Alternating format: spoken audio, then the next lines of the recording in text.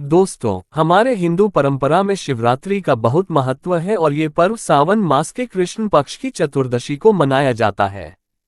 माना जाता है कि इस दिन प्रकाश के रूप में शिवजी प्रकट हुए थे और शिवजी का विवाह मां पार्वती के साथ भी इसी दिन हुआ था। इस दिन अगर आप सिर्फ पूजा पाठ करते हैं तो यकीन मानिए जीवन में सुखों की प्राप्ति होती है। इस दिन भगवान भोलेनाथ की साधना करने से धन, धान्य, सुख, सौभाग्य और समृद्धि में वृद्धि होती है। ये दिन भगवान भोलेनाथ को प्रसन्न करने का बहुत ही खास दिन माना जाता है। भगवान भोलेनाथ भोले भंडारी है। वे एक लोटा जल से भी प्रसन्न हो जाते हैं, लेकिन भगवान भोलेनाथ शीघ्र ही गुस्सा भी हो जाते हैं।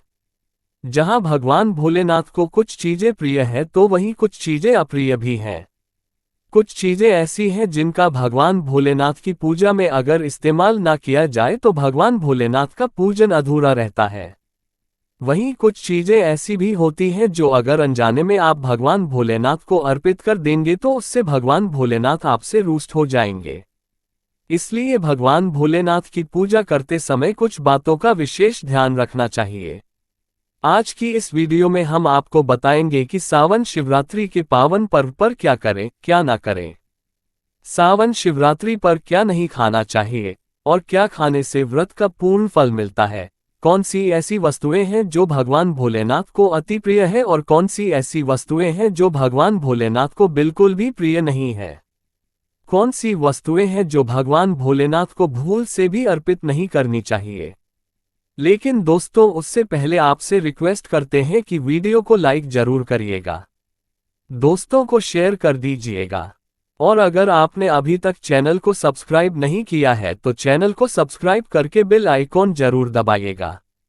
तो आइए सबसे पहले जानते हैं कि सावन शिवरात्रि के पावन पर्व पर क्या करना चाहिए जिससे भगवान भोलेनाथ और मां पार्वती का आशीर्वाद प्राप्त हो। दोस्तों, सावन शिवरात्रि के दिन भगवान भोलेनाथ की पूजा सफेद या लाल रंग के वस्त्र धारण करके ही करें। सफेद और लाल रंग के वस्त्र धारण कर भगवान भोलेनाथ का पूजन करना बहुत ही शुभ माना जाता है। यदि संभव हो तो इस दिन पूजा में बिना सिले वस्त्र पहने। सावन शिवरात्रि के पावन पर्व पर भगवान भोलेनाथ की शिवलिंग का पूजन अवश्य ही करें। शास्त्रों के अनुसार सावन शिवरात्रि के दिन ही भगवान भोलेनाथ शिवलिंग के रूप में प्रकट हुए थे। इसलिए इस दिन शिवलिंग का पूजन करना सबसे ज्यादा श्रेष्ठ माना जाता है। शिवलिंग का पूजन करने से भगवान भोलेनाथ और मां पार्वती की असीम कृपा प्राप्त होती है। वैसे तो सावन शिवरात्रि पर भगवान भोलेनाथ का पूजन रात्रि के चारों प्रहर में किया जाता है, लेकिन भगवान भोलेनाथ का पूजन प्रदोष काल में भी अवश्य करना चाहिए। प्रदोष काल स्वयं भगवान भोलेनाथ का काल होता है। मान्यताओं के अनुसार प्रदोष काल के समय भगवान भोलेनाथ शिवलिंग में विराजमान रहते हैं। इसलिए सावन शिवरात्रि के पावन पर्व पर आप प्रदोष काल में भगवान भोलेनाथ का पूजन अवश्य ही करें। प्रदोष काल यानी कि संध्या काल से रात्रि तक 90 मिनट का समय। सावन शिवरात्रि का मतलब है भगवान शिव का रात्रि के समय पूजन करना। इसलिए सावन शिवरात्रि में अर्धरात्रि यानी कि निशिताकाल में भगवान शिव का पूजन अवश्य ही किया जाता है। इसलिए आप भी निशिताकाल जो अर्धरात्रि का समय होता है, रात 12 बजे से 12:30 बजे तक, इस समय भगवान भोलेनाथ का पूजन अवश्य ही करें। इससे भगवान भोलेनाथ अतिशीघ्र ही प्रसन्न हो जाएंगे और आपको मन चाहा वरदान देंगे। सावन शिवरात्रि पर भगवान शिव के साथ माता पार्वती का पूजन भी अवश्य ही करें। ऐसा करने से आपको भगवान शिव के साथ माता पार्वती का भी आशीर्वाद प्राप्त होगा। सावन शिवरात्रि के दिन भगवान भोलेनाथ के शिवलिंग पर बेलपत्र अवश्य ही अर्पित करें। बेलपत्र भगवान भोलेनाथ को अति प्रिय है। बेलपत्र के बिना भगवान भोलेनाथ का पूजन अधूरा माना जाता है। बेलपत्र एक पत्ता नहीं माना जाता। एक डंडी में जो 3 पत्ते जुड़े हो उन्हें बेलपत्र कहा जाता है। एक डंडी में 3 जुड़े हुए बेलपत्र ही शिवलिंग पर अर्पित करें और चंदन से उस पर ओम नमः शिवाय लिखकर वे अर्पित करें। ऐसा करने से भगवान भोलेनाथ की कृपा प्राप्त होती है। सावन शिवरात्रि के दिन भगवान शिव को पूजा में अक्षत अवश्य ही अर्पित करें। ऐसा करने से आपको भगवान शिव का आशीर्वाद प्राप्त होगा। इस दिन रात्रि में भगवान शिव का जागरण अवश्य करना चाहिए, जिससे आपको सावन शिवरात्रि का पूर्ण फल प्राप्त हो सके। सावन शिवरात्रि के दिन भगवान शिव की पूजा करने से पहले भगवान श्री गणेश, भगवान कार्तिकेय, नंदी जी और मां पार्वती का पूजन अवश्य ही करना चाहिए। नहीं तो आपको भगवान शिव जी की पूजा का फल प्राप्त नहीं होगा। इस दिन बैल को हरा चारा अवश्य ही खिलाना चाहिए, क्योंकि बैल को नंदी जी का रूप माना जाता है, जो भगवान शिव को अत्यधिक प्रिय है। दोस्तों, सावन शिवरात्रि पर इन कार्यों को करने से भगवान भोलेनाथ की कृपा प्राप्त होती है। दोस्तों, क्या करें? इसके अलावा शास्त्रों में ये भी वर्णित किया गया है कि सावन शिवरात्रि के दिन क्या नहीं करना चाहिए, जिससे भोलेनाथ आपसे रूठ ना हो। तो आइए दोस्तों, भगवान भोलेनाथ और मां पार्वती की कृपा प्राप्त करने के लिए अब जानते हैं कि सावन शिवरात्रि के पावन पर्व पर क्या नहीं करना चाहिए। सावन शिवरात्रि के दिन देर तक ना सोए, सुबह सूर्योदय से पहले उठकर स्नान कर लें। ऐसा करना आपके लिए काफी शुभ रहेगा। इस दिन भूलकर भी काले रंग के वस्त्र धारण ना करें, क्योंकि काले रंग के वस्त्र धारण करना इस दिन अशुभ माना जाता है।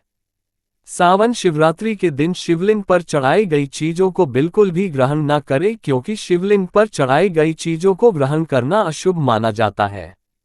यदि आप शिवलिंग पर जल चढ़ा रहे हैं तो ध्यान रखें, शंख से जल बिल्कुल भी ना चढ़ाएं। भगवान शिव को आप लोटे से जल अर्पित करें। शंख से भगवान भोलेनाथ का पूजन नहीं किया जाता, और लोटे से भी जल चढ़ाते समय इस बात का ध्यान रखें कि अगर आपने जल में दूध या फिर दही मिलाया है तो आप दूध और दही से भगवान शिव का अभिषेक करने के लिए तांबे के लोटे का इस्तेमाल ना करें, क्योंकि तांबे के पात्र में दूध और दही से जहर बन जाते हैं। इसलिए दूध दही से भगवान भोलेनाथ को अभिषेक करने के लिए आप स्टील का या फिर पीतल के लोटे का या चांदी के लोटे का इस्तेमाल करें। सावन शिवरात्रि के दिन भगवान शिव की पूजा में तुलसी का प्रयोग भूल कर भी न करें, क्योंकि आप ऐसा करते हैं तो आपको पूजा का पूर्ण फल प्राप्त नहीं होगा। भगवान श्री गणेश और भगवान शिव को तुलसी अर्पित नहीं की जाती, इससे दोष लगता है। इस दिन भगवान शिव की पूजा में केतकी और चंपा के फूलों का प्रयोग नहीं करना चाहिए, क्योंकि भगवान शिव की पूजा में इनका उपयोग करना वर्जित माना जाता है। भगवान शिव की पूजा में हल्दी और कुमकुम का प्रयोग बिल्कुल न करें, क्योंकि भगवान शिव बैरागी है और हल्दी और कुमकुम शुभता के प्रतीक माने जाते हैं। भगवान शिव की जो मूर्ति शिव परिवार के रूप में है, जहां भगवान श्री गणेश, भगवान कार्तिकेय और मां पार्वती है, तो आप वहां पर भगवान शिव को हल्दी कुमकुम से तिलक कर सकते हैं। लेकिन भगवान शिव की जो शिवलिंग होती है वो भगवान शिव का बैरागी रूप है, तो वहां आप हल्दी कुमकुम ना लगाएं। सावन शिवरात्रि के दिन भूलकर भी घर में कलह नहीं करने चाहिए और न ही किसी को अपशब्द बोलने चाहिए। यदि आप ऐसा करते हैं तो आपको भगवान शिव का आशीर्वाद प्राप्त नहीं होगा। सावन शिवरात्रि पर शराब और मांसाहारी का प्रयोग बिल्कुल भी ना करें। यदि आप ऐसा करते हैं तो आपको भगवान शिव और मां पार्वती के क्रोध का सामना करना पड़ सकता है। आपको इस दिन किसी भी पशु या पक्षी को सताना नहीं चाहिए, न ही उन्हें मारना चाहिए, नहीं तो आपके सभी पुण्य फल नष्ट हो जाएंगे। सावन शिवरात्रि के दिन महिलाओं और कन्याओं को शिवलिंग का स्पर्श नहीं करना चाहिए। आप दूध, दही या जल से शिवलिंग का अभिषेक कर सकते हैं।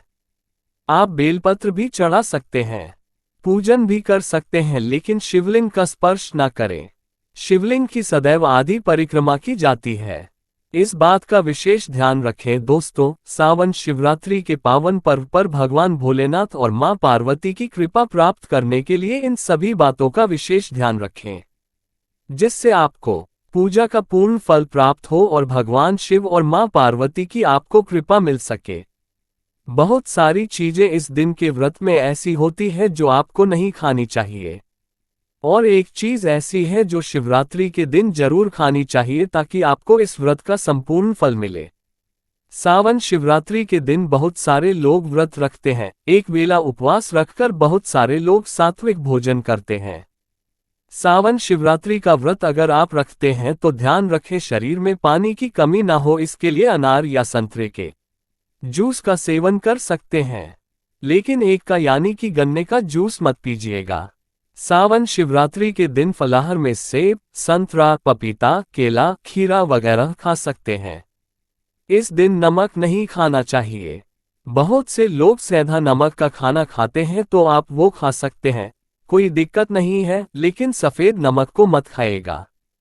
आलू का आप प्रयोग कर सकते हैं पर काला नमक यानी ब्लैक साल्ट को मत खाएगा। भूल कर भी चावल रोटी यानी अनाज का सेवन मत कीजिए। आप गेहूं तो एक बार खा भी सकते हैं पर चावल मत खाएगा। इस बात का ध्यान रखिएगा। दही वगैरह भी खा सकते हैं, कोई दिक्कत नहीं है। मूंगफली या मखाने को घी में फ्राई करके भी खा सकते हैं। मीठी चीजों का सेवन आप जरूर करें। गाजर, लौकी की खीर, साबूदाने की खिचड़ी आप खा सकते हैं। इस दिन कुट्टू के आटे का खाना भी बनाया जाता है, आप उसको भी खा सकते हैं, लेकिन अनाज और साधारण नमक का इस दिन व्रत में प्रयोग ना करें। सेंधा नमक का प्रयोग कर सकते हैं। लहसुन, प्याज, मदिरा, मांस भूलकर भी मत खाएं वरना आपके व्रत का फल आपको कुछ भी नहीं मिलेगा। इन चीजों का आपको ध्यान रखना है, लेकिन वो एक खास चीज जो शिवजी पर अर्पित भी की जाएगी और खाई भी जाएगी वो है पंचामृत। आप पंचामृत जरूर अर्पित करिएगा और बाद में उसको प्रसाद के रूप में जरूर खाएगा। दूसरी बात, इस दिन सात्विक तरीके का खाना बनाकर खाया जाता है। आप फलाहार भी कर सकते हैं। आलू का हलवा, बॉयल किया हुआ शकरकंद या सिंघाड़े का हलवा भी खा सकते हैं। इस दिन शिवलिंग के ऊपर बेर जरूर अर्पित करें। उसके बाद फलाहार करते समय इस बेर को जरूर खाएं। याद रखिए, इससे शत्रु और विरोधी कभी सर नहीं उठाएंगे और जीवन में आपकी चारों दिशाओं में जय जयकार होगी। आप विजय श्री को प्राप्त करेंगे। बेर अर्पित करने से दुश्मन का सर्वनाश होता है या फिर दुश्मन आपके खिलाफ कुछ नहीं कर पाते। शिवलिंग पर केला जरूर अर्पित कीजिएगा। वैसे सावन शिवरात्रि के दिन आप दूध का सेवन कर सकते हैं, लेकिन केवल दूध नहीं, उसमें 2-4 चीनी के दाने डालकर ही सेवन कीजिएगा। केवल दूध कभी भी नहीं पीना चाहिए। व्रत त्योहार में तो भूल कर भी नहीं 2-4 दाने चीनी डाल दें। भले ही आप चीनी नहीं खाते हैं तो भी इस तरह से आपका व्रत पूर्ण होगा। और जब आप फलाहार करें तो उसमें 2 तुलसी के पत्ते डाल दीजिएगा ताकि आपके व्रत का फल आपको पूरा मिले। अगर आप भोले बाबा के भक्त हैं तो कमेंट में हर हर महादेव अवश्य लिखें। आज के लिए बस इतना ही दोस्तों। अगर आपको ये वीडियो पसंद आया है तो वीडियो को लाइक करिएगा, दोस्तों को शेयर जरूर करिएगा और चैनल को सब्सक्राइब करके बेल आइकॉन जरूर दबाइएगा ताकि आने वाला नॉलेजेबल वीडियो आपको सबसे पहले मिले। दोस्तों मिलते हैं अगले वीडियो में, तब तक के लिए goodbye and thanks for watching my video.